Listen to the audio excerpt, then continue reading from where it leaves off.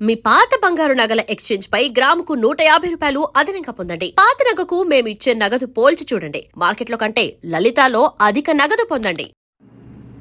నేను ఇబ్బంది పడడం కన్నా నాకు జీవితం లేదు, నాకు జీవితం లేదు. భూమి మొత్తము నాకు ఎకరన్నర భూమి దాకా, ఎకరన్నర 2 ఎకరాల భూమి దాకా అమ్ముకున్నా. నేను అమ్మి మొత్తం సగం వాళ్ళకే పెట్టిన పైసలు కూడా వాళ్ళు ఏం చేసిరో ఏం చేసుకురో తెలియదు. వాళ్ళు మొత్తం నా దగ్గర పైసలు వసూలు చేసి అంతా నన్ను లాజ్ చేసి, ఇప్పుడు నాకు పుట్టిన నా పిల్లలకి 2 పిల్లలు నాకు వాళ్ళకు భూమి లేకుండా చేసుకున్నా. నా చేతులారా నేను అమ్మాయిని నమ్మి, నేను అసలు భూమి లేకుండా ఏది లేకుండా అప్పుల పాలయ్యి వాళ్ళని నమ్మి అది చేసుకున్నా. లాస్ట్కి నా మీద కేసు పెట్టి నన్ను జైలుకు పంపాలని చూస్తారు. దాంతో నన్ను ఇంత మోసం చేసినందుకు అక్షయని వాళ్ళ కుటుంబంలో వాళ్ళ నాన్నమ్మని వాళ్ళ అమ్మని ఎలాగైనా నేను చంపి నేను నా కుటుంబం ఏమైనా చేసుకొని చనిపోవాలని చెప్పేసి నిర్ణయించుకున్నా. దీంట్లో నా కుటుంబంది ఎలాంటి పాత్ర లేదు. నాదొక్కటి నా సొంత నిర్ణయం నేను తీసుకొని ఈరోజు నేను ఏదైనా వాళ్ళని చేసి నేను ఏమైనా చేసుకొని చనిపోవాలని నిర్ణయించుకున్నా. దయచేసి నాకు ఇంత వరకు రావడానికి కారణం వాళ్ళ కుటుంబం మరియు వాళ్ళ మామ రాజు, సీను, సంగీత, వాళ్ళ పెద్దనాన్న కొడుకు నరే అనే అబ్బాయి. వీళ్ళు 4 కారణం. నా చావుకి వాళ్ళ చావుకి అందరికీ కారణం వీళ్ళే. కాబట్టి వీళ్ళ మీద మేము చనిపోతే వీళ్ళ మీద చర్యలు తీసుకోవాలని కోరుతున్నాను.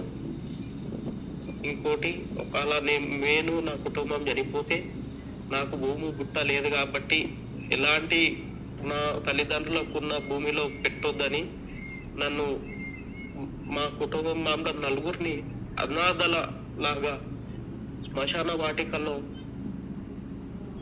మమ్మలను కాల్ చేయాలని తెలియజేస్తున్నాను. నాకు ఎలాంటి ఫ్యామిలీ మరియు ఎవ్వరూ లేరు. నేను చేసుకున్న తప్పుకు నేను కురుస్తున్నా. నేను చేసిన తప్పుకు నేనే శిక్షించుకోవాలని నిర్ణయించుకున్నా. కానీ నన్ను ఇంతవరకు అన్యాయం చేసినందుకు నేను జీర్ణించుకోలేకపోతున్నా. కాబట్టి వాళ్ళని ఎలాగైనా హత్య చేయాలని నిర్ణయించుకున్నా. ఇలా నేను ఇబ్బంది పడడం కన్నా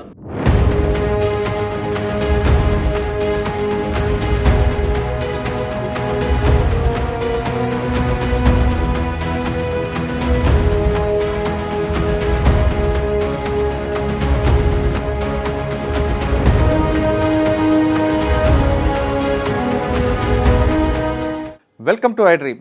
షాబాద్లో 6 హత్యలు చేసిన ప్రధాన నిందితుడు క్రిమినల్ రాజ్ కుమార్ తన సొంత మేనమామ ఊరైన కొత్తూరు మండలం పింజర్లో గడ్డి మందు తాగి ఆత్మహత్యకు పాల్పడ్డాడు. సంఘటన స్థలానికి చేరుకున్న పోలీసులు చనిపోయిన వ్యక్తి రాజ్ కుమార్ అని నిర్ధారించారు. సంఘటన జరిగిన తర్వాత రాజ్ కుమార్ అతను ఏ కారులో వచ్చాడో అదే కారులో తిమ్మాపూర్ రైల్వే స్టేషన్కి వెళ్ళినట్లుగా సీసీ కెమెరాలు రికార్డ్ అయ్యాయి. స్టేషన్ ముందు కారు ఆపి రైల్వే ట్రాక్ మీద నడుచుకు వెళ్ళిన రాజ్ కుమార్ ట్రైన్ కోసం వెయిట్ చేసినట్టుగా తెలుస్తుంది. ట్రైన్లు రాకపోవడంతో తన వెంట తెచ్చుకున్న పురుగుల మందు తాగినట్లుగా ఒక అనుమానం వ్యక్తమైంది. కొంతసేపటి తర్వాత అతను బయటకు వచ్చి ట్రాక్ వెంబడి బయటకు వచ్చిన తర్వాత ఒక చెట్టు పక్క అక్కడ ఉన్న ఒక జామకాయ తిని ఆకలేస్తుంది, టిఫిన్ కావాలని అక్కడ స్థానికుడికి అడిగినట్టుగా తెలుస్తుంది. టిఫిన్ సెంటర్ తిమ్మాపూర్ వెళ్తే దొరుకుతుందని ఆ స్థానికుడు చెప్పడంతో అటువైపుగా నడుచుకెళ్తున్న రాజ్ కుమార్ను అటుగా వస్తున్న ట్రాఫిక్ కానిస్టేబుల్ అతను గుర్తించి అతను తీసుకుని వెళ్ళినట్టు తెలుస్తుంది. ఇదంతా ఊహాగానాలు, కానీ స్థానికులు మాత్రం ధృవీకరించారు. కానీ పోలీసులు మాత్రం మొన్నటి వరకు ఇంకా దొరకలేదు. అతను ఆచూకీ తెలిపిన వారికి 2 లక్షల రూపాయలు రివార్డు ఇస్తామని షాబాద్ పోలీసులు అదేవిధంగా రాచకొండ కమిషనర్కు చెప్పారు. ఇదంతా జరుగుతున్న క్రమంలోనే షాబాద్ పరిసర ప్రాంతాల్లో పింజర్ల గ్రామం, అంటే రాజ్ కుమార్ సొంత మేనమావ గ్రామం, ఆ గ్రామంలో ఒక వ్యక్తి పురుగుల మందు తాగి చనిపోయినట్లుగా స్థానికులు పోలీసులకు సమాచారం ఇచ్చారని పోలీసులు చెప్తున్నారు. సంఘటనా స్థానానికి వెళ్ళిన తర్వాత ఆ టీ షర్టు జీన్ ప్యాంట్ పట్టి ఇతను చనిపోయింది రాజ్ కుమార్ డెడ్ బాడీని పోలీసులు కూడా నిర్ధారణకు వచ్చారు. కానీ కన్ఫర్మ్ చేసుకోవడానికి రాజ్ కుమార్ కుటుంబ సభ్యులను కూడా తీసుకొచ్చి చూపించిన తర్వాత వాళ్ళు కూడా కన్ఫర్మ్ చేయడంతో ఈ బాడీ రాజ్ కుమార్దని నిర్ధారించారు.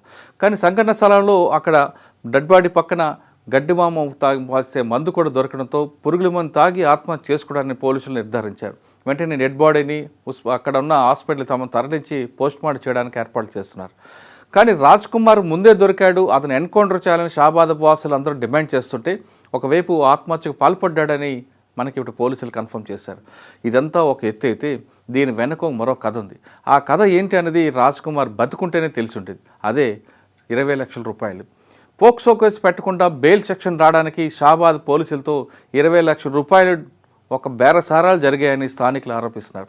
అది కన్ఫర్మ్ చేయాలంటే రాజ్ కుమార్ కావాలి కాబట్టి ఇప్పుడు ఆ కేసు అంతా కూడా మిస్టరీగా మారే అవకాశం కనిపిస్తుంది.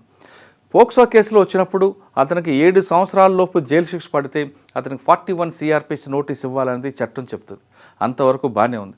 ఆ విధంగా ప్రొసీజర్లు ఎక్కడ ల్యాప్స్ లేకుండా షాబాద్ పోలీసులు నిర్వహించారు. కానీ ఎవరైతే క్రిమినల్ ఉన్నాడో ఆ క్రిమినల్ హిస్టరీ తీసుకుంటే అతను నేరస్తుడని భావిస్తే ఖచ్చితంగా 7 సంవత్సరాల లోపు జైలు శిక్ష పడినా అతనికి జైలు పంపే అధికారం SHOకి ఆ రైట్స్ ఉన్నాయి. కానీ ఇక్కడ రాజ్ కుమార్ విషయంలో అది ఎందుకు పక్కదో పెట్టారు, అది ఎందుకు మైనస్ చేశారన్నది రాజ్ కుమార్ నోటీసు నోరిప్పాలి. అదేవిధంగా IO ఎవరైతే ఉన్నారో వాళ్ళు చెప్పాలి. లేదంటే ఇలాంటి కేసులు చాలా జరుగుతుంటాయి. ఇప్పుడు మనం చూస్తున్న కేసుల్లో అతనికి బెయిల్ ఇచ్చి పంపడంతో, నోటీస్ తీసుకొని పంపడంతో అతను ఒక మనిషిలో పగ పెంచుకొని ఈ విధంగా దారుణాలు పాల్పడ్డాడు. కానీ ఇప్పుడు పోలీసులకి షాబాద్ కేసు అనేది ఒక కేస్ స్టడీగా మారుతుంది. ఖచ్చితంగా నోటీస్ ఇచ్చి పంపిన ఆ కేసు యొక్క గ్రావిటీ కానీ అతను నేరస్తుడి యొక్క నేర స్వభావం కానీ తెలుసుకున్న తర్వాత కౌన్సిలింగ్ చేయాలి. బయటకు వచ్చిన తర్వాత అతనిపై విజిలెన్స్ పెట్టబడితే ఇలాంటి సంఘటనలు రిపీట్ అవుతూనే ఉంటాయి. కాబట్టి ఖచ్చితంగా షాబాద్ కేసులో పోలీసులు కేస్ స్టడీగా తీసుకొని ఇకపై ఇటువంటి సంఘటనలు జరగకుండా ACP స్థాయి అధికారులు కూడా దీని మీద మానిటరింగ్ చేయాల్సిన అవసరం ఎంతైనా ఉంది. కానీ స్థానికులు ఆరోపిస్తున్నట్లుగా అక్కడ షాబాద్ పోలీసుల యొక్క పనితీరు, షాబాద్లో జరిగిన అవినీతి అక్రమాలపై ఉన్నత స్థాయి అధికారులు దర్యాప్తు చేస్తే అసలు నిజం బయటపడుతుంది. లేదా షాబాద్ కేసులు ఎక్కడ ఏ రాష్ట్రంలోనైనా సరే జరిగే అవకాశం ఉంటుంది. కాబట్టి ఇప్పటికైనా ఉన్నతాధికారులు కింద స్థాయి సిబ్బంది పనితీరు వాళ్ళ యొక్క దాని మీద మానిటరింగ్ చేసిన అవసరం ఎంతైనా పడింది.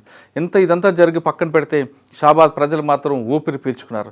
ఎందుకంటే రాజ్ కుమార్ బతికు ఉంటే తిరిగి బయటకు వచ్చి ఎవరి మీద దాడి చేస్తాడు అనేది వాళ్ళు ప్రాణ భయంతో ఉన్నారు.